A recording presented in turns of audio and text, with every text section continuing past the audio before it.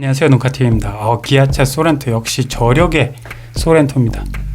원래는 산타페 풀체인지가 모두 다 아주 그냥 완전 변경을 하기 때문에 굉장히 인기가 많을 것이다. 그 다음에 새로 디자인도 완전히 달라질 것이다. 그래서 디펜더가 되느냐, 뭐 레인지로버처럼 나오느냐, 이런 식으로 이야기가 굉장히 많았죠.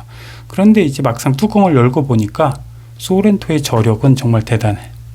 그동안에 기다린 사전 계약을 하신 분들도 제가 봤을 때는 소렌토가 산타페보다 훨씬 더 많은 건 틀림없고, 최근까지도 지금 기존 구형 모델, 이런 모델을 제 차 나왔어요 하고 자랑하시는 분들이 굉장히 많을 만큼 기존 모델에 대한 이제 믿음은 정말 절정이었죠. 그래서 작년에 베스트셀링카 판매 1위에 오른 거고, 기존에 대한 이 디자인은 은근히 끝까지 보면 볼수록 매력적인 이런 디자인이라고 평가를 받고 있어요. 처음에는 크게 인기를 또는 주목을 받지 못하다가 가면 갈수록 사람들이 보면 볼수록 저 앞에 얼굴 모습, 저 모습에 대해서 심플하면서도 굉장히 믿음감 있고 매력적인 이런 디자인이다, 이런 이야기를 많이 했고, 실제로도 살짝 조금만 바꿔서 내놨습니다. 그러면서 요즘 많은 분들이 이제 소렌토 기다리시는 분들, 그동안에 막 1년 동안 기다리셨던 분들, 이런 분들 이제 새 차로 바뀌었으니까 새 차에 대한 새로운 트림, 기존에는 이렇게 5개 트림이었죠. 트프, 노시, 그였는데 트가 빠지고 프, 노시, 그 4개로 바뀌었습니다. 트가 빠졌다는 거는 기본 깡통 모델이 빠졌다는 거죠. 그래서 저렇게 싼 모델은 팔지 않을래, 그냥 옵션 넉넉하게 어느 정도는 넣은 거, 그걸로 프레스티지 이걸 기본 모델로 할래, 이런 식으로 발표를 해버린 거죠. 그래서 프레스티지를 보면은 어떻게 보면 깡통이지만 상당히 괜찮아요. 노블레스, 시그니처, 그래비티, 나머지 옵션 이런 식으로 사실 갈 필요가 없을 만큼 이번에 발표된 옵션을 보면은 상당히 괜찮은, 물론 인질도 있어요. 헤드업 디스플레이나 전동 트렁크, 이거는 저쪽 위쪽으로 시그니처나 그 이상으로 갔을 때, 또는 옵션으로 묶어가지고 선택을 할 수 있도록 빼놓은 게 있어요. 그래서 좀 짜증내는 이런 분위기도 상당히 있죠. 가격표도 발표 안 하고 트림과 옵션, 패키지 이런 것들을 먼저 떡하니 내놓고 사람들한테, 기존에 이미 사전 계약을 받은 분들한테 자 이제 골라봐, 마지막에 이제 네가 받을 차에 대한 옵션 네가 이제 골라서 알려줘, 그러면은 나중에 가격 알려줄게. 좀 말도 안 되는 이야기인데 지금 실제로 이런 이야기들이 좀 자연스럽게 이루어지고 있어요. 언제부터 그랬는지 모르지만 가격을 발표 안 한 채 쓱 그냥 발표를 하고, 가격표가 8월 달에 나온다 그러니까 그동안에 일단 고르기나 해봐, 상품부터 골라봐, 알려주세요. 얼마 될까요? 몰라, 안 가르쳐주는 이런 상황인데, 그래서 깡통 트림, 저는 이번에 이제 완전히 트렌디가 없어졌으니까 프레스티지, 이게 이제 깡통 모델이 되는데, 깡통이면 어떻습니까? 깡통에 봤을 때 기본적으로 우리가 사용하고 있는 그런 옵션들이 대부분 한 90%는 다 들어갔다고 생각을 하고 있습니다. 하나하나 이제 봤더니 노란색 당연히 쓰는 이런 항목들이에요. 스마트 크루즈, 그렇죠? 좀 아래로 내려와서 1열 열선, 1열 통풍, 2열 열선, 됐죠. 그 다음에 오토홀드, 가다가 발 아프지 않게 오토홀드하고, 후방 모니터, 후방 카메라죠. 후방으로 후진할 때 꼭 필요하죠. 운전을 아무리 잘하는 사람도. 그 다음에 열선 핸들, 열선 스티어링, 겨울에 꼭 필요하죠. 폰 프로젝션, 핸드폰하고 연결하고 이제 통화 가끔 할 때, 그 다음에 블루투스, 이 정도, 이거 있을 건 다 있는 거예요.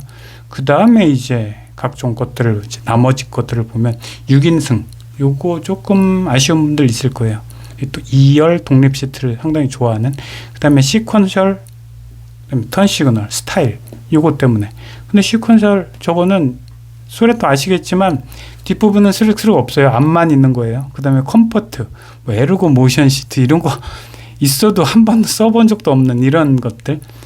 그리고 노블레스, 시그니처, 윗단계로 이제 올라가면은 측방 주차 거리 경고, 이런 것들이 운전하는데 필요한지, 살짝은 없는 것보다는 낫겠죠. 그 다음에 파노라믹 커브드 디스플레이, 커브면 좋죠.